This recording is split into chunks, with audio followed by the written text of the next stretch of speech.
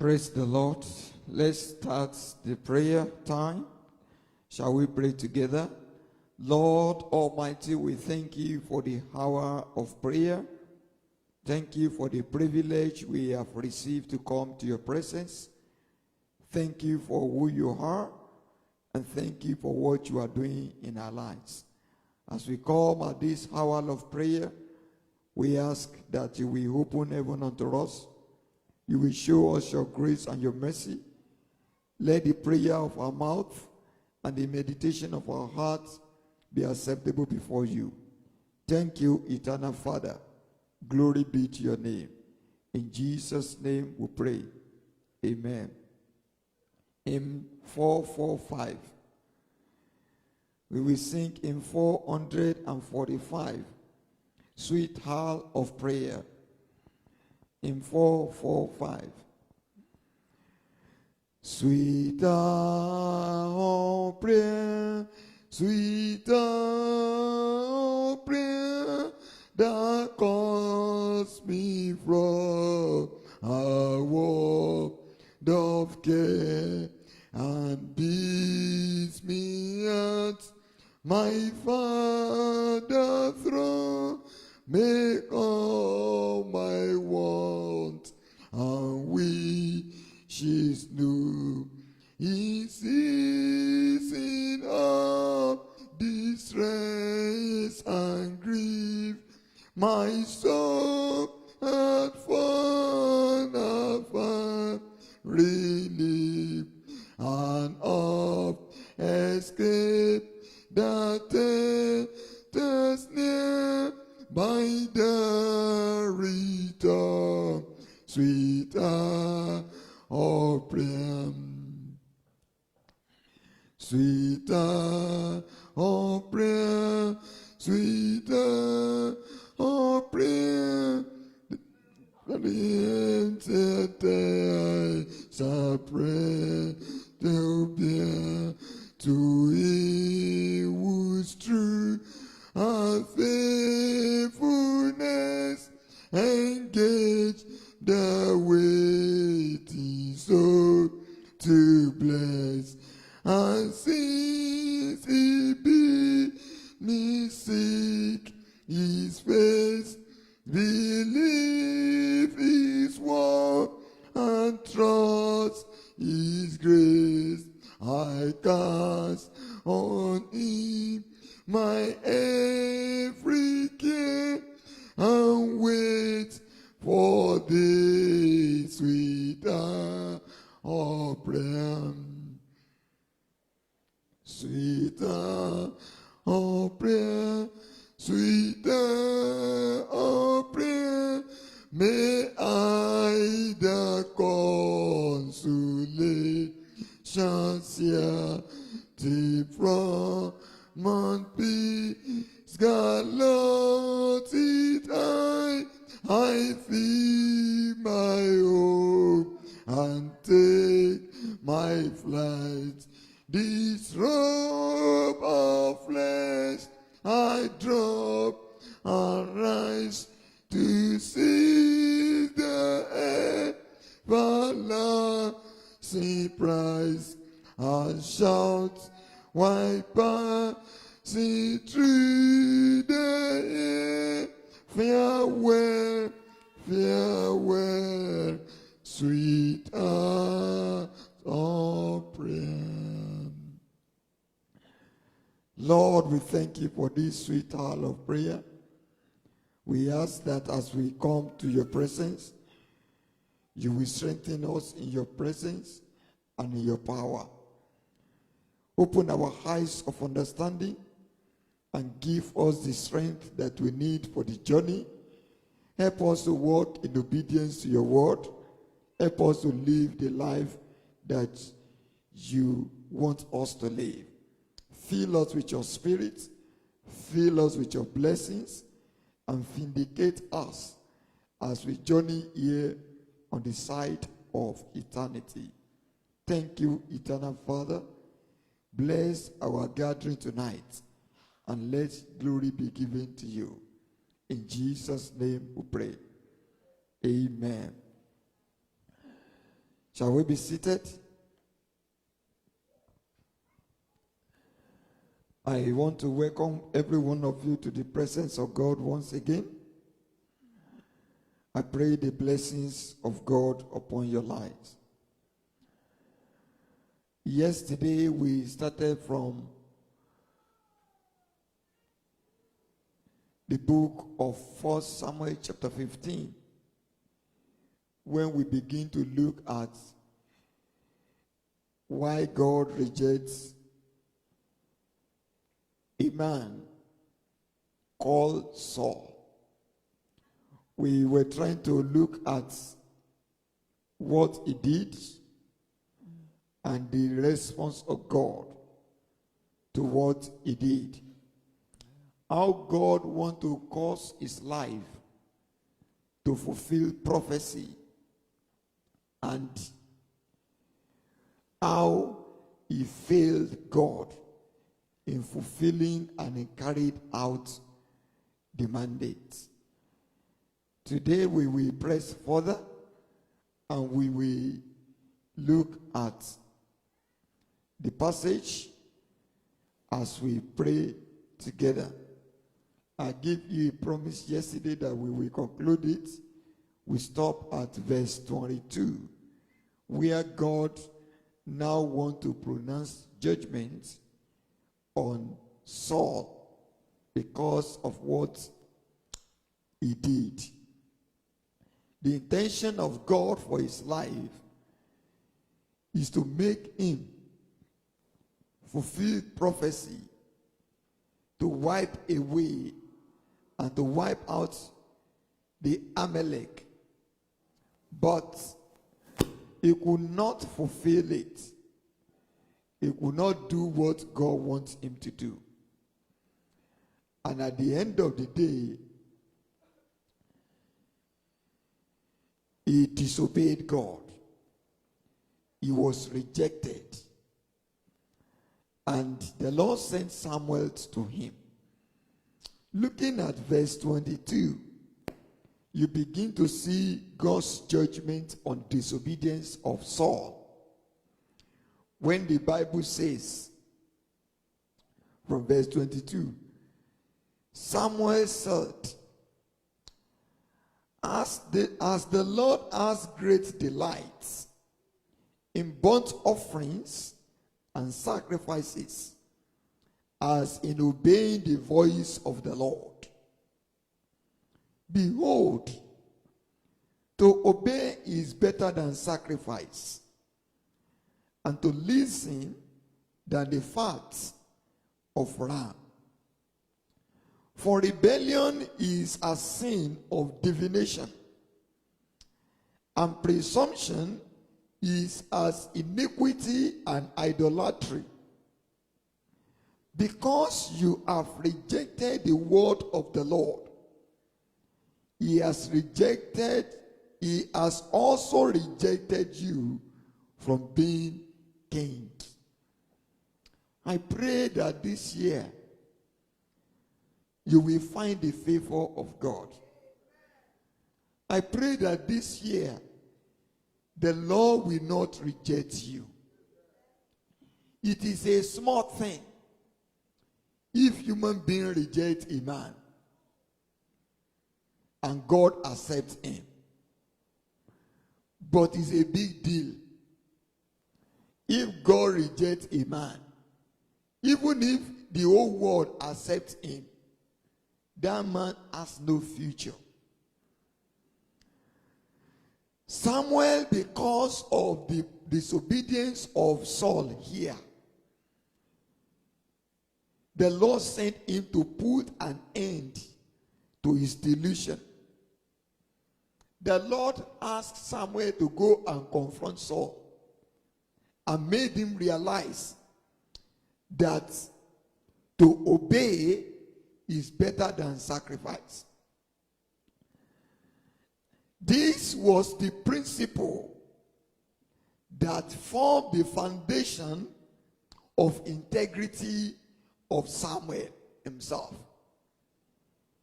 You remember that Samuel grew up in the family of Eli. You remember the behaviors of the children of Eli, the sons of the priests, and how they were misbehaving until the Lord decided to wipe them out. Samuel learned integrity right from his childhood in the family of Eli.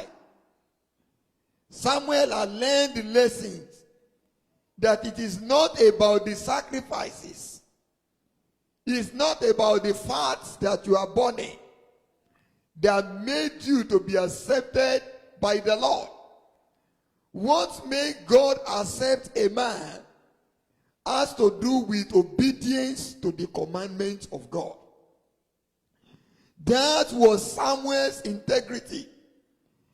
That was the reason why he ignored the corrupt and the greedy prophets, sons, characters, and their lifestyles. That is the reason why he never take after the behaviors of Ophni and Phinehas.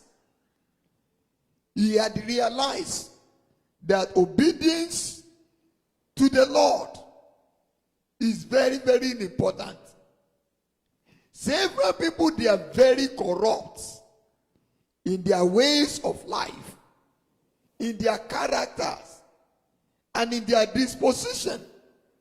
And they thought that they can bribe God, even in our generation today, with gifts. Some thought they can bribe God by church attendance, even when they don't change their sinful lifestyle. I want you to hear the word of God clearly tonight again. As you journey this year, you need to repent, because the word of the Lord said, obedience is better than sacrifice. To obey is better than sacrifice, and to listen than the fat of ram. So you can't bribe God with gifts. You can't bribe God with anything. You can't bribe God with your offering. You can't bribe God with your seed when your life of disobedience have dishonored him. That is not possible. That is not possible. God, in this year 2021, I want you to know, is seeking those that will obey him promptly. He's seeking those who will obey him completely. God is looking for those that will obey him and have respect for his word, rather than those that will bring the expensive sacrifices in order to atone for their deliberate sin. God is not excited by your gifts when you are deliberate sinners. When you are the one that have planned and that have already made up your mind to be living in disobedience to his word. So I sense that the first thing that God will honor in your life this year is the life of obedience. I say that what God will appreciate from you is to make up your life, your mind, to obey him. Samuel confronted Saul. God is not interested in what you brought. He's not interested in your fat of ram. God is not interested in what you are doing. That I want to make this sacrifice, I want to make God feel big. He's already God. It's your obedience that is important. Saul had been given the opportunity to repent. Instead of him to repent, he was arguing with Samuel. He was like many of us today.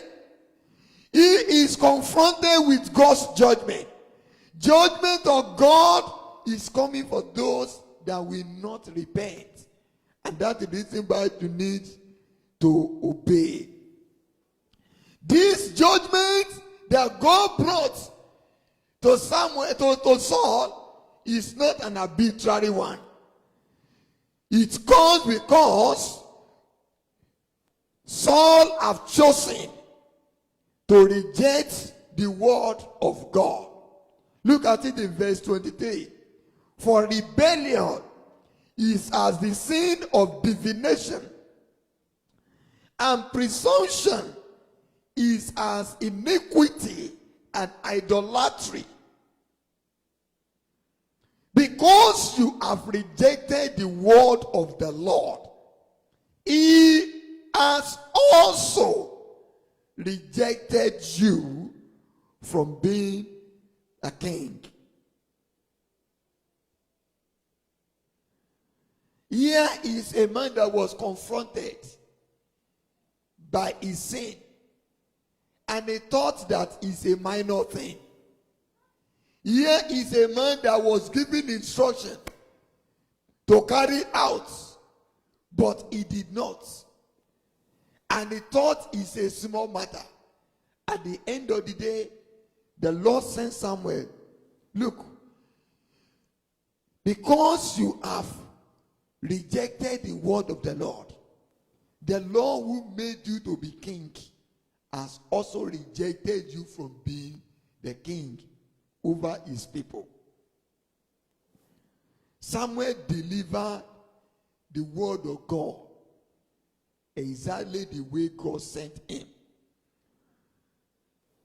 Samuel made him to realize that it is the Lord that he reminded him that it is the Lord that made you king, and it is the Lord that can dethrone. Because Saul had rejected the Lord rejected him. What does that mean?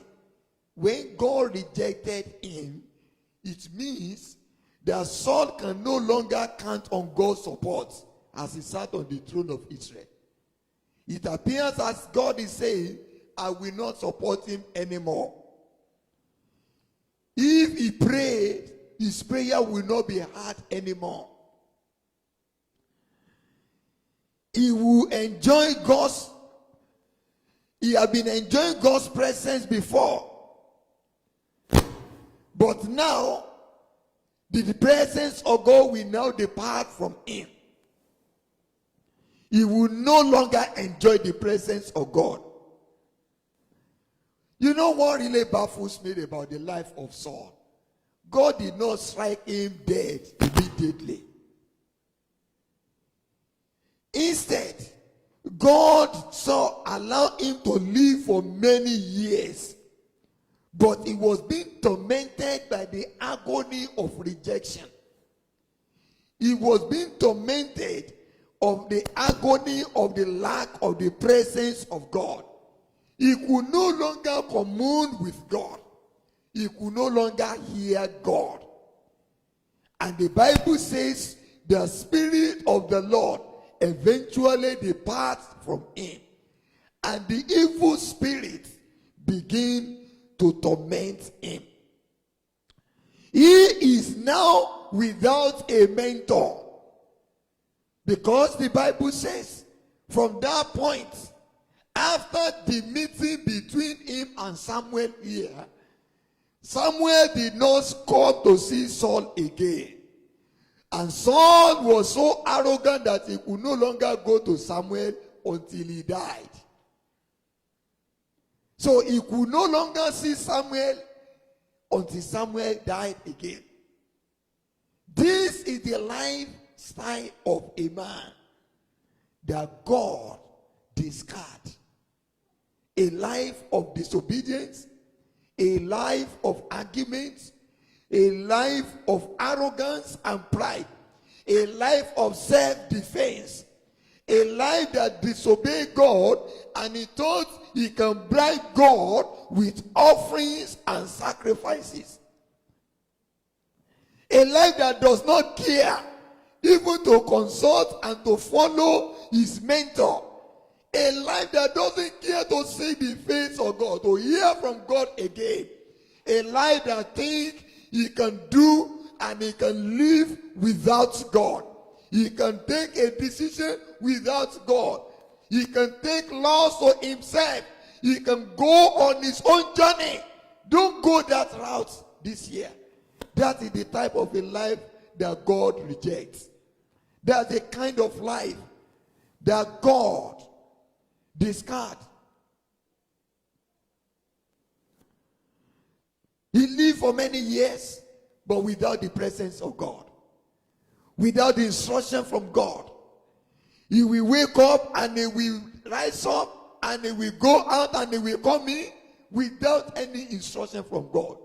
Does your life appear like that? Are you on the path of Saul? It is time at the beginning of the year to call on the Lord to show you mercy this year. Saul's faith led us to a deep fear of disobedience. It led to a deep fear of disobedience. When you look at verse 24, you now begin to see partial repentance only because he have realized the judgment of God. But that partial repentance is not actually a genuine repentance. He's only doing it because he just wants something. Look at it. After the Lord has used Samuel to pronounce the judgment, Saul said to Samuel, I have sinned, for I have transgressed the commandment of the Lord and your word, because I fear the people and I obey their voice. See the life of a fake repentance. I heard the people. I fear the people and I obeyed their voice. What kind of generation are we living?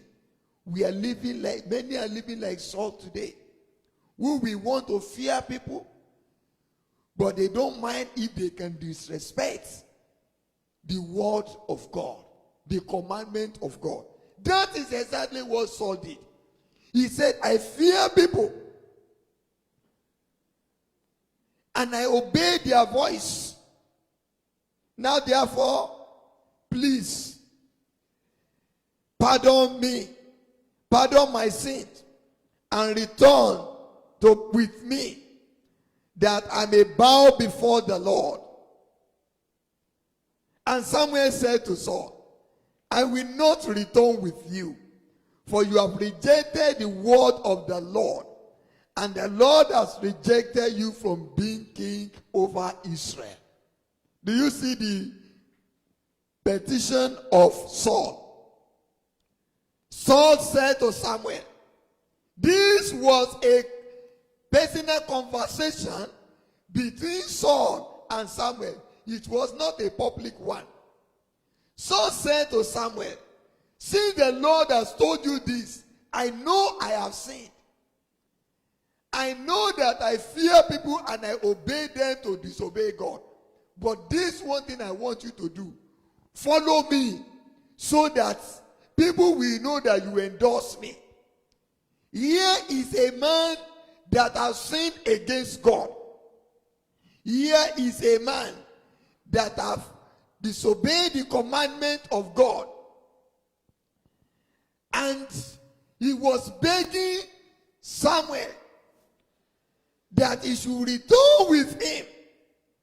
After he feared people and he obeyed their voice, he was begging Samuel to come and endorse his wrongdoing.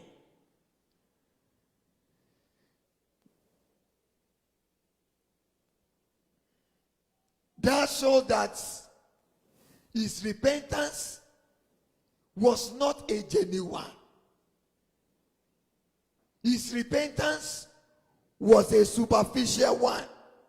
Reading through the passage is enough to let you know that what Saul cares about is what is outside and is not ready to take care of the rottenness inside. But I want you to learn lesson from the way Samuel responded. Samuel said, I will not go with you. If the Lord has rejected you, I will not support and sponsor your own disobedience. Your disobedience that have made God to reject you. Your disobedience that have made God to tear your kingdom. I will not support it and I will not put my hands into it. My friends, it's a big lesson that you and I need to learn from Samuel this day. Don't join people that God has discarded. Don't support the project that is under the wrath of God. As you journey this year, don't support people that are living in disobedience to the commandments of God. Samuel described the offense of Saul as rejecting the word of God. But Saul, how did he see it? He saw what he has done as a mere minor thing. It's a minor violation of one of the commandments of Samuel. That was the reason why he never cared about his relationship with God. He only cared about the relationship with people. This is an example of fake repentance. Fake repentance will always want to reduce the seriousness of sin. Fake repentance will always want to reduce the weight or the wrath of God concerning the sin that is committing. Don't go that route this year. God has spoken through Samuel. He has told him that this thing that you have done is sin. But Saul appeared to be downplaying the seriousness of his disobedience. Do we have those kind of people today? We have those kinds of people in our generation that we want to downplay the matter of sin in their lives. That we want to reduce the seriousness of sin as if God's messenger that God was sending to them to preach righteousness, to preach holiness, to preach discipline to their lives is merely seeking to impose their personal life and personal will on them.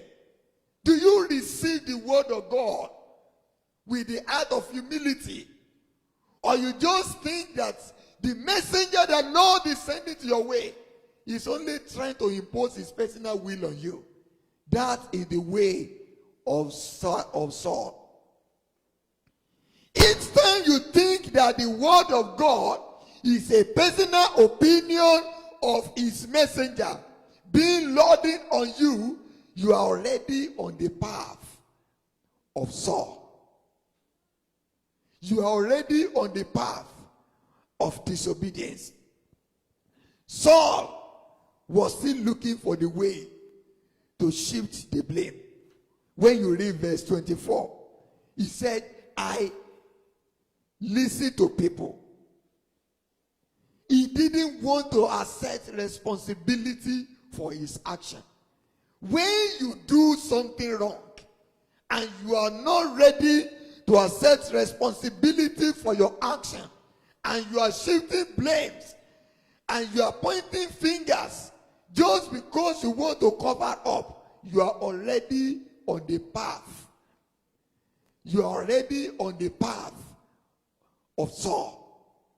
That is not the way God wants you to go this year. What did he say? He said, I am afraid of people. So I gave in to them. I am afraid of people. I obey them. I am afraid of people. And I obey their voice. That was the excuses that he was giving. He never wanted to take responsibility for action. And we know when you read chapter 14, of the book of 1 Samuel, when you read verse 24, and when you read verse 26, verse 36, you will discover that what he's saying is unbelievable. The life of Saul has never shown any evidence of listening to people or fearing people. But when he wanted to cover his sin, what did he do? He lied. It is because I listen to people and I obey them. When you look at verse chapter 14, verse 24, you will find an example of what you are saying. And the men of Israel have been hard pressed. So Saul had laid an oath on people, saying, "Cursed be the man who eats food until it is evening, and I'm on as I'm avenged of my enemy." So none of the people had tasted food. Is that the man that was trying to obey what people says? Somebody that declared a fast upon people even when God never asked him to declare a fast. Somebody that wants to take people to the battlefront and they will fight and they need to eat for strength. And he said nobody must eat. And they should be fighting even with fasting, without eating. That is the same person that was telling Samuel, I obey people. That is the reason why I disobey God. Saul was not a kind of man. He's a liar. He's just looking for an opportunity to cover up. Look at verse 36 again. That's a man who said he obeyed people. He feared people and he obeyed them. Look at verse 36 of that chapter 14 again. Is that the man? The Bible says, Saul said, "Let us go down after the Philistines by night and plunder them until the morning. Let us not leave a man of them."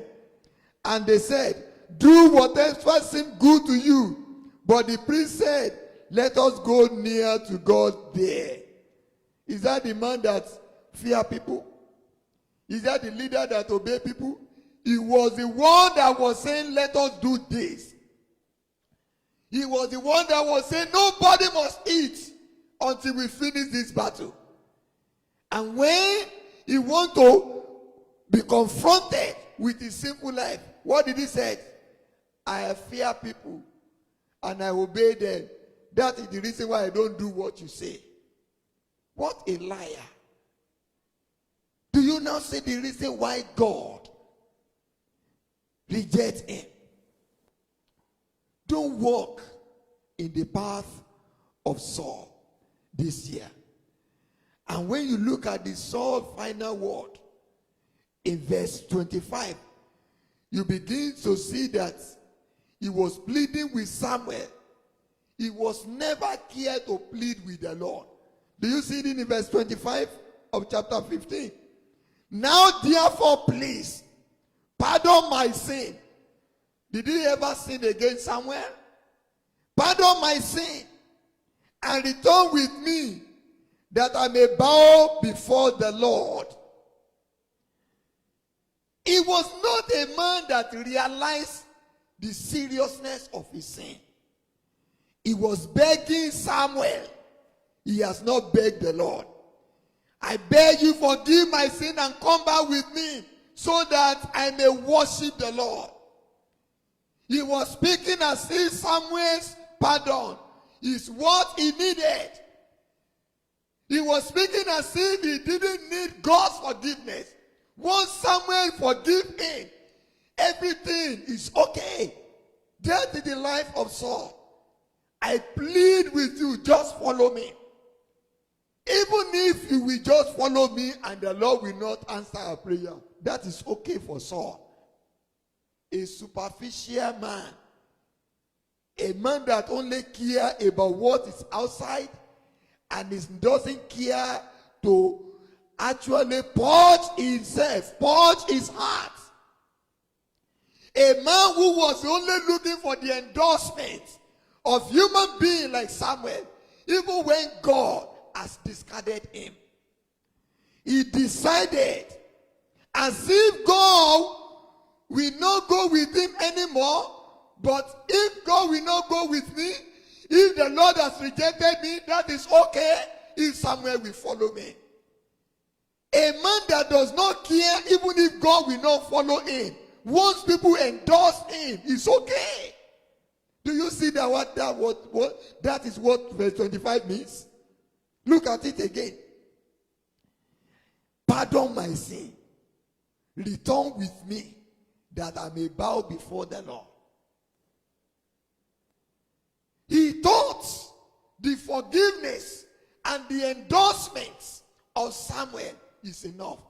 My friends, as you go this year, may I just encourage you, may I charge you, seek an endorsement of God. First and foremost, before anything else this year. Until you are endorsed by God, the whole world may endorse you, you are nothing.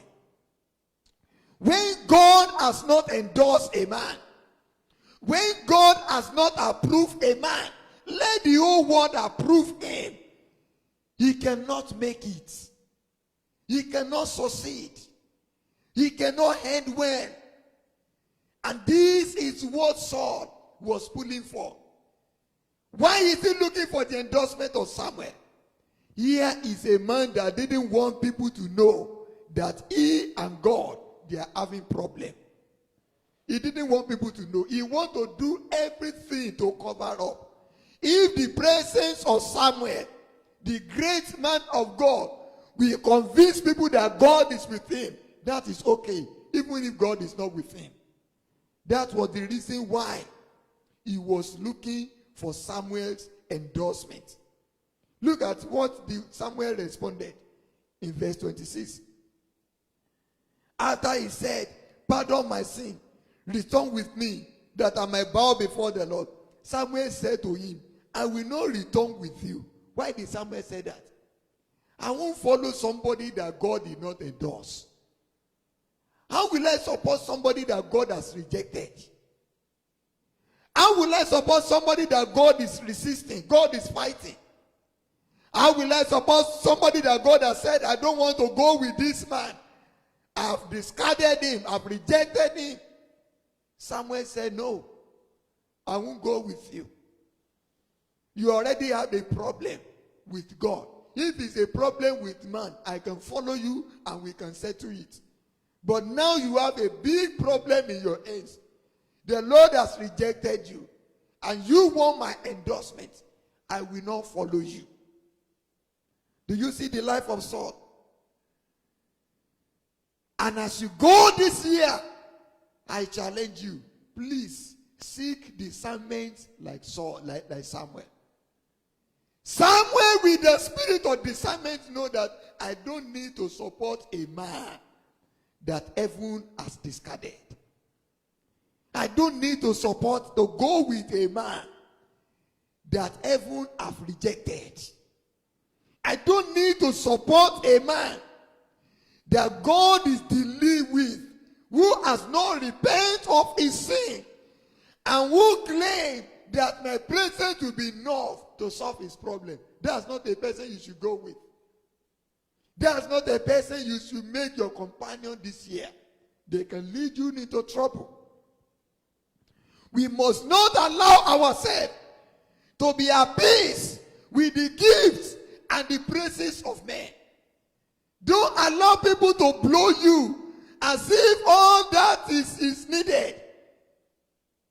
Don't allow people to endorse your presence as if that is what they need for God's forgiveness, when they have not actually repaired their relationship with God. Don't lend your blessings to those that are not repenting by associating themselves with God. You will bring people into confusion if you begin to endorse those kind of people. Those that have not genuinely repented. Those that have not chosen to associate themselves with the Lord. And you endorse them, you journey with them, then you make the converts, Christians around you, to be confused.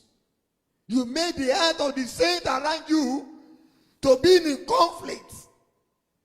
Who will think that what you are doing and what that guy is doing is okay. Our response must be like the response of Samuel to Saul. I will not go back with you into sin. I will not go back with you to endorse your disobedience. I will not support your self-seeking honor. I will not support your pride. I will not support your ability to be looking for the endorsement of man when you don't care about repairing your relationship with God. Don't bring me into it. Don't bring me into rebellion. Don't bring me into sin. Don't bring me into disobedience. I want to see God and I want to follow God. Now you see another reason why God rejects Saul. Look at it in verse 27. He was desperate to force Samuel to do what he wants him to do, just because he wants a good face from people. He was so desperate. He wants to force Samuel to do his own bidding at all costs. Look at what he did in verse 27. As Samuel turned to go away, what did he do? Saul seized the skirt of his robe and it tore.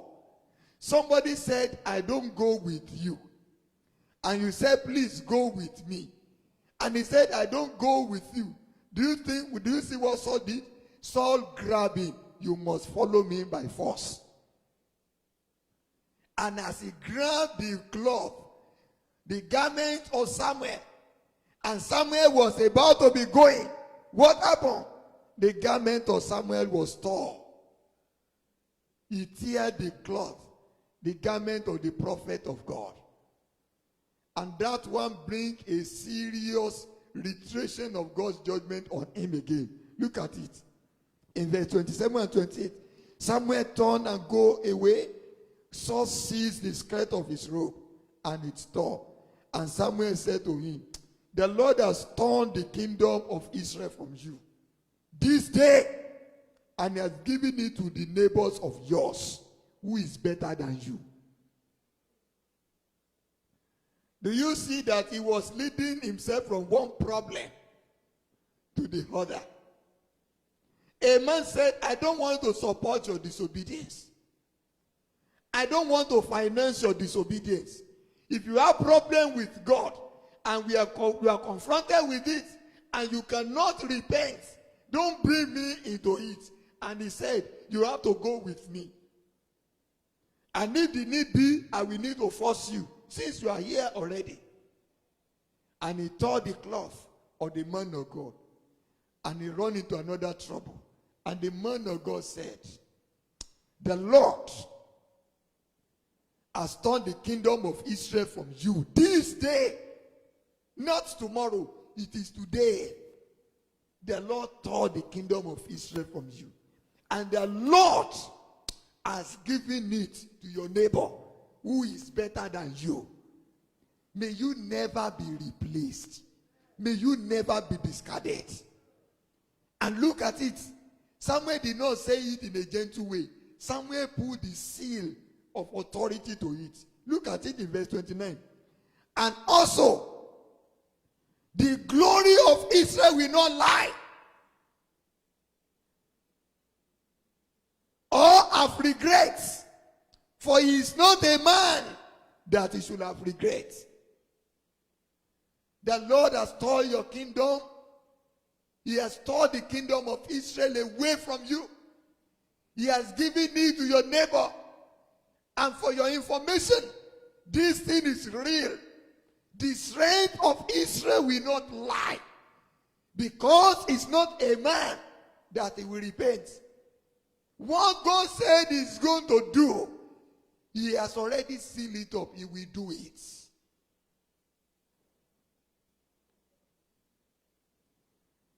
Saul in desperation of seeking the endorsement of a man,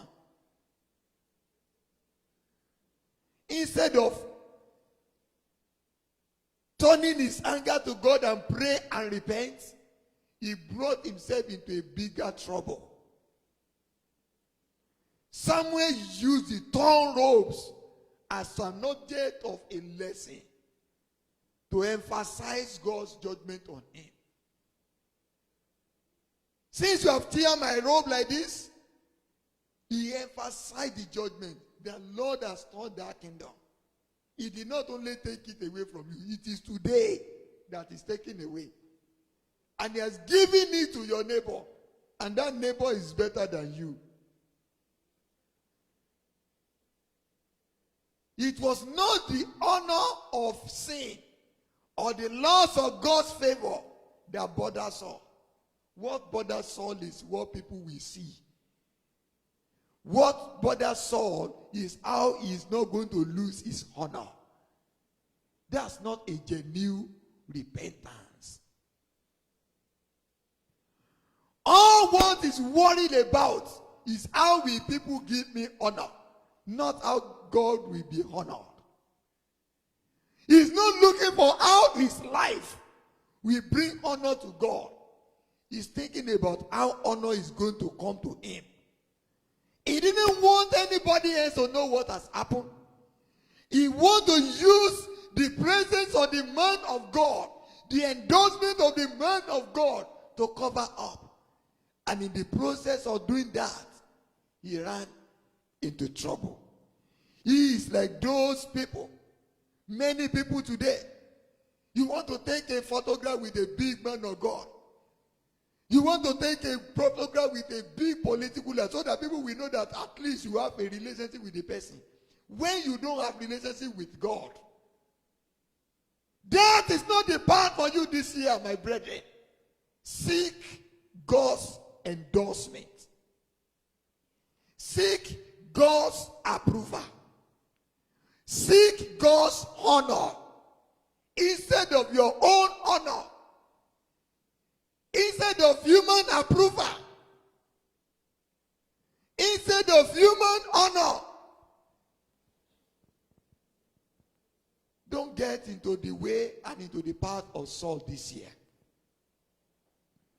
Don't be concerned about receiving honor to yourself. Be concerned about the honor of God. Don't be concerned about the respect that you will get from human beings. Don't concern about respect that you will get from human beings like you. Be concerned about your proper relationship with God. When you are concerned about proper relationship with God, you will run away from sin.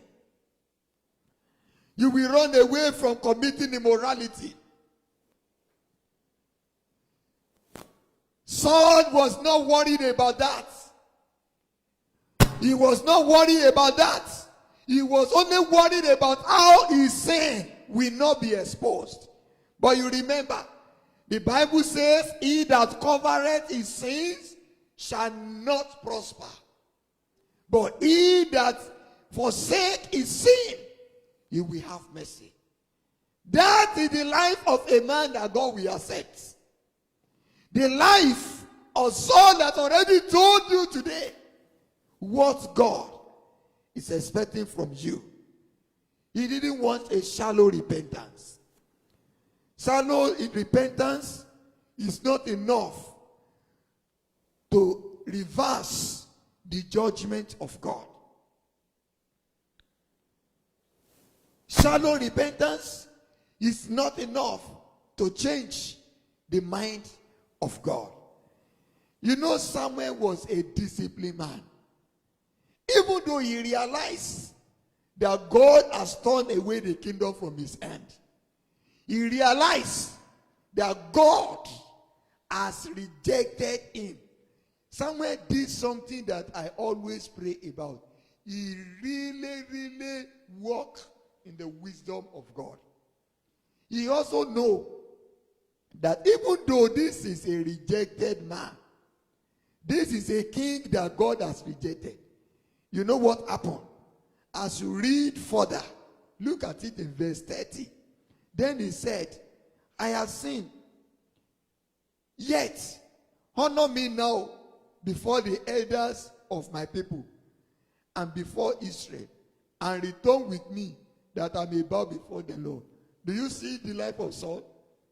He said, I know I have sinned. But I want you to honor me. Don't bother about my sin. Just honor me. Is that a man that cares about God? I have sinned, Samuel, but I'm still the king. You got to give me honor. If you need your head on yourself. I have sinned, but you got to honor me so that you follow me and people will see that you are with me. I have sinned, but you need to honor me and follow me to the sacrifice so that everybody will see, all the elders, they will know that actually he and the prophet of God, they are together. If possible, they will need to take our photograph. They will know that you are here and I'm here. Nothing wrong. A man that only takes care of the outward parts, but not inward. I have sinned, but follow me. Respect me before the elders. And Samuel, being a man of God, he will want to respect anywhere God put his authority, even though he knows that he's no longer in charge. He will want to respect him because it was God that ordained him in the first place. Now see what happened. So Samuel turned back after Saul. And Saul bowed before the Lord. If that is what you need, I will go with you. But I know that the Lord is not here. Then Samuel said, bring me Agag, the king of the Amalekites. And Agag came to him cheerfully. And Agag said, surely the bitterness of death is past. Do you see the life of Saul? The life of Saul does not even bring any conviction of any sin upon Agag. Agag has already thought that it is over. Agag has already thought no problem. Agag has already thought everything is okay now. I am saved. He never knew that there is a man with the discernment. He never knew that, look, Samuel was a man of God. He never knew that Samuel was not like Saul. And the Bible says, Samuel said to him, as your sword has made women childless, so shall your mother be childless among women. And Samuel hacked Agag to pieces before the Lord. Samuel killed the king of Amalek. Your sword has made many women to be childless.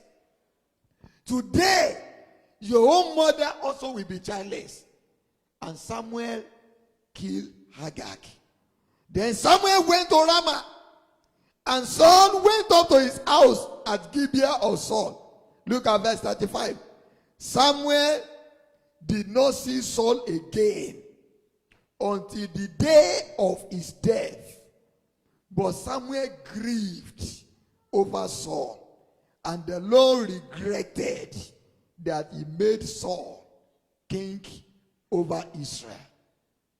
That's a man that will not seek repentance. He does not care to look for Samuel anymore. Samuel who ordained him. That was the last meeting of Samuel and Saul. But Samuel still bore him in his mind. Samuel still prayed for him. He knew that he has missed it. He was grieved. He cried to the Lord day and night before the Lord concerning Saul. This is the kind of heart that the Lord what you and I to have. What a great lesson for you and I today. What a great lesson from the life of Samuel. You may find yourself in that kind of situation that you may think that your ministry, your life has been brought into a sudden end, and you mourn as if there is no longer hope. Samuel appeared to be saying, all what I have labored for to ensure that the Lord situated this king, he has wasted the effort. May I inform you, at short time, you need to be like Samuel. You need to focus on prayer. You need to focus on intercession for fellow believers. You need to focus on God. The Lord will strengthen you. The Lord will crown your efforts to success. The Lord will raise a David. Your labor will never be in vain. You will not labor in futility. The Lord will honor you. Human being can let you down. God will not. May you never be rejected. Shall we pray?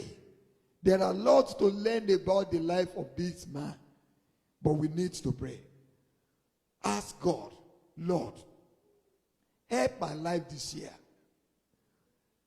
Help me, oh God. May I never be discarded.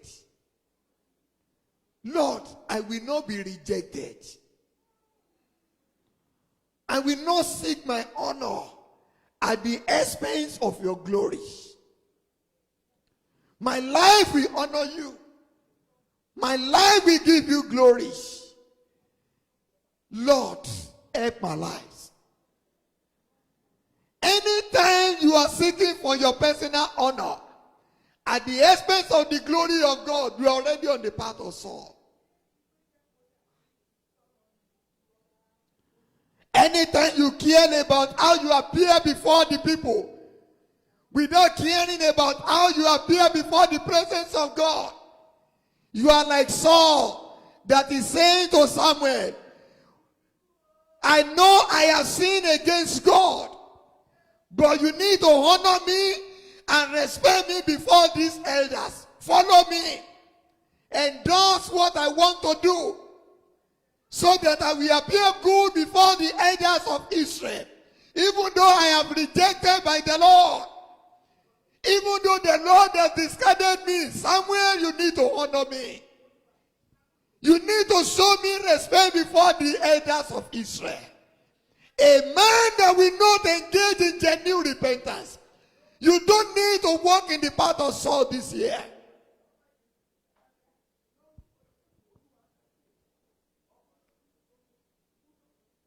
A man that God brought from the humble background, that the Lord put on the throne, and instead of seeking for the honor and the glory of God, he put God's instruction aside.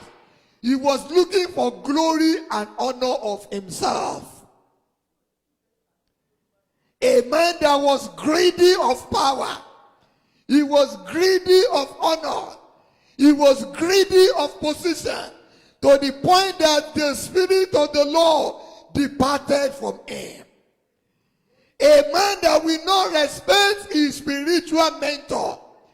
Even though the mentor will have to tell him the word of God, and he went back to his city at Ramah, he doesn't bother to look for him until his mentor died. Only after the death of his mentor, he was now going to the grave. He was calling the spirit of Samuel at the grave when it was too late. You don't need to walk in the path of Samuel, of Saul. The path of Saul is not a place for you to go this year.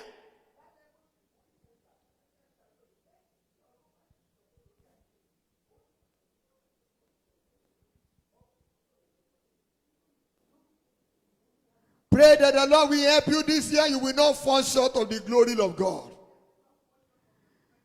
Pray that the Lord will show you mercy. The Lord will guide you all the way this year. Pray that you will not misbehave. Pray that the spirit of disobedience will not have a place in you. Pray that the Lord will give you the spirit of humility. Pray that we will walk in humility.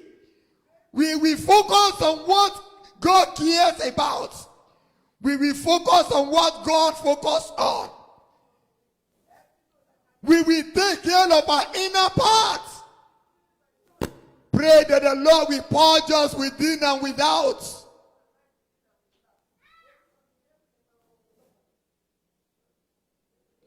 Pray that this year you will set your affection on the things above, not on the things below. Pray that you will bother to please God. Your effort will be to please God. You will not be men pleaser this year.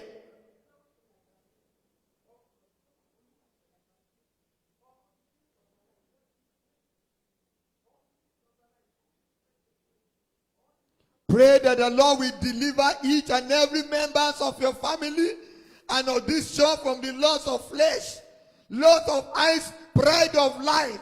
Pride of life is the one that put an end to the reign of Saul. You want to appear good before men instead of God.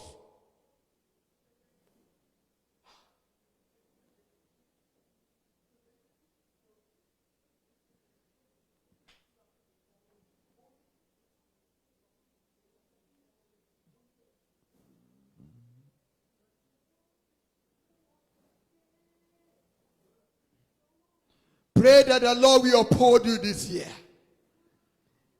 Pray that you will walk with God this year. Pray that you will walk in obedience this year. Pray that the Lord will have mercy on you. You will not be discarded. You will not be rejected. Lord, may I not be rejected. May I not be discarded. May I never walk in the path of Saul. Please have mercy on me, Lord. Have mercy on me, Lord. Lord, don't cast me away from your presence, Lord. Don't take your spirit from me, Lord. Have mercy on me. Have mercy on me, Lord. Pray that the Lord will uproot every spirit of disobedience. Every spirit of disobedience, the Lord will uproot from your life. Saul said, I fear people and I obey them. That's men pleaser. Pray that this year I will not be men pleaser. If it need be, I will speak truth to the power.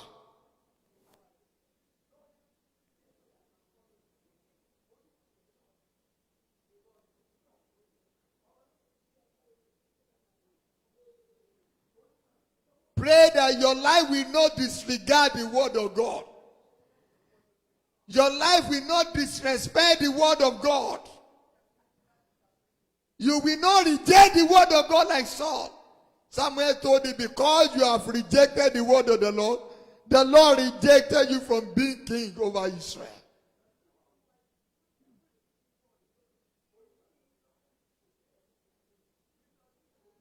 Pray that this year you will walk in spirit.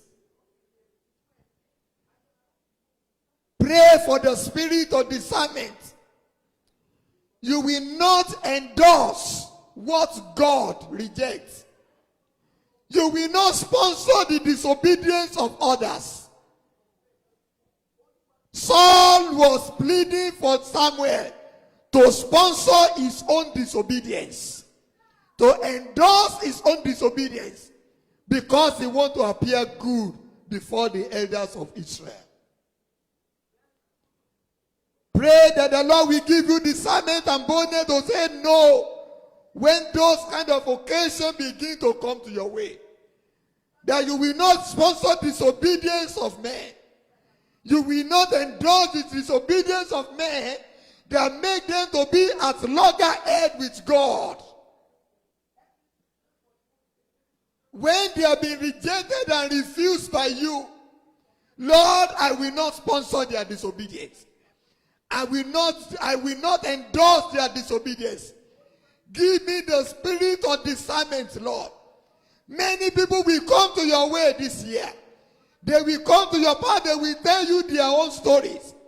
But the truth is that they will not tell you the whole story. At that time, you need the spirit of discernment. Pray that the Lord will give you wisdom. You will hear from God and you will walk in wisdom. Pray that the Lord will give you the spirit of discernment. Pray that the Lord will give us as church the spirit of discernment.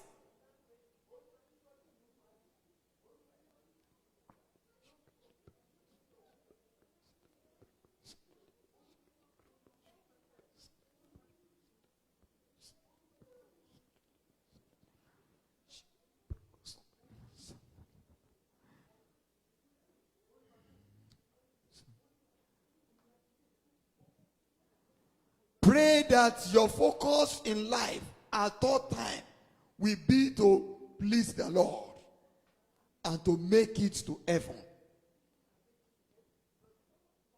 Your focus, your desire will be to please God and to make it to heaven.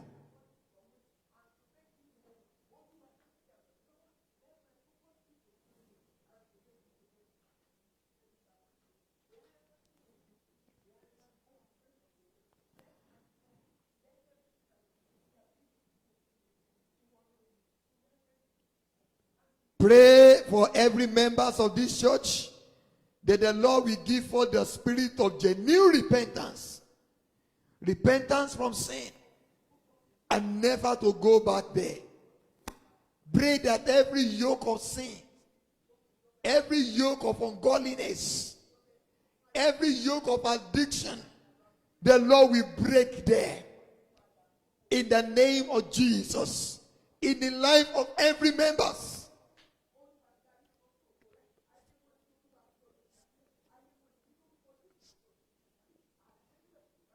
Addiction to sin and ungodliness, the Lord will break the yokes.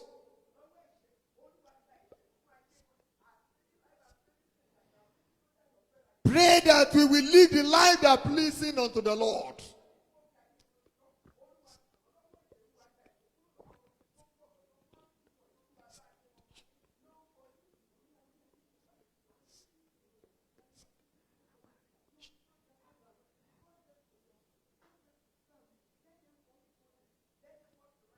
In Jesus' name we pray. I want you to just make your request known to God this evening. How do you want your journey this year to look like? What do you want to see in this church this year? What do you want God to do in your family, in your marriage, in this congregation this year? Make your request known unto God.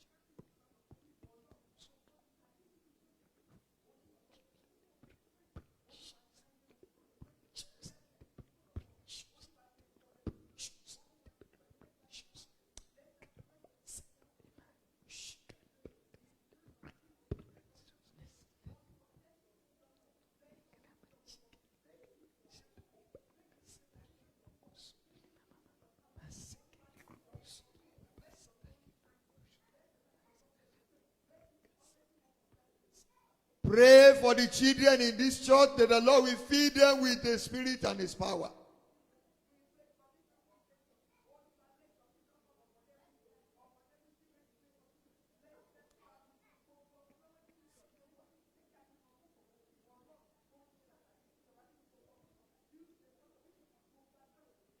Pray for your children, those that are here, those that are everywhere, the part of the world, for protection this year.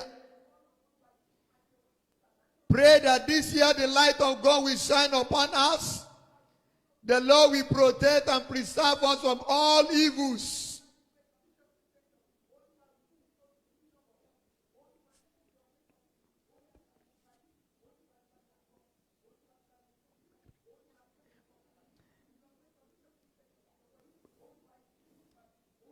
Pray that as we journey this year, heaven will not regret, will not mourn over us.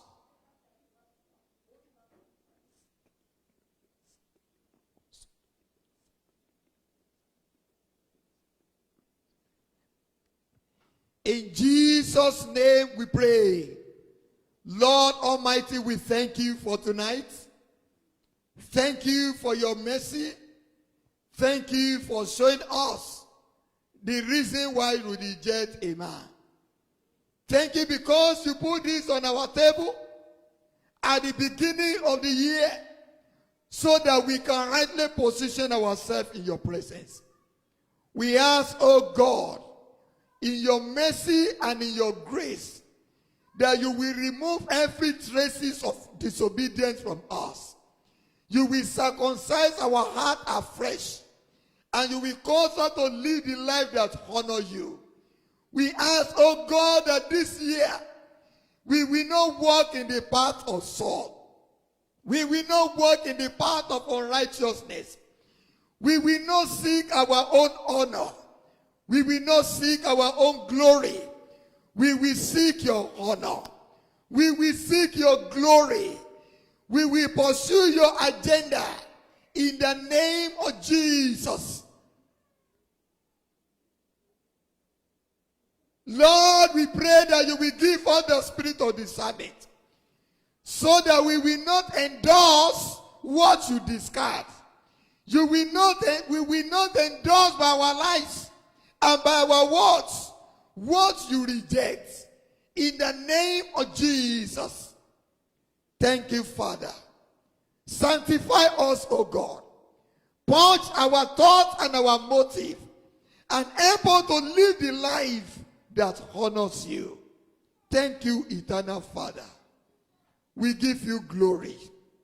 Every of your requests of your children, of the requests of your children, we ask, oh God, in your mercy this year, you will grant them. These people that have come with their prayer requests, you will give them testimony. This year, the Lord will give you a joyful laughter. In the name of Jesus. Thank you, Father. Over every issue that you have brought before the Lord, this year you will rejoice. This year you will share testimony. This year your joy will know no boundary. This year, this generation will celebrate with you. On daily victory you will walk with God. You will be an instrument in the hands of God. The Lord will fill you with his spirit. He will fill you with his power. He will fill you with his presence. The light of God will shine and will radiate upon you. In the name of Jesus. The light that shines in the darkness, and darkness cannot comprehend. It will shine in this church. In the name of Jesus. We will see revival. We will celebrate revival. And our life will bring down the glory of God to our generation. In the name of Jesus. Thank you, Father. Every yoke of darkness, every yoke of sin, every yoke of addiction in the life of each and every one in this congregation and in the life of everyone that are online, we declare them broken in the name of Jesus. For this reason the Son of God manifests, that he may destroy the works of the devil. Every work of the devil, every work of sin, we declare them destroyed in the name of Jesus. Thank you, Father. Glory be to the name of the Lord. In Jesus' name we pray. Amen. Thank you. God bless you. We are meeting here by 10:30 tomorrow. You can join us for worship. And on Monday, by the grace of God, we will continue in our prayer by 6 o'clock. Thank you. God bless you.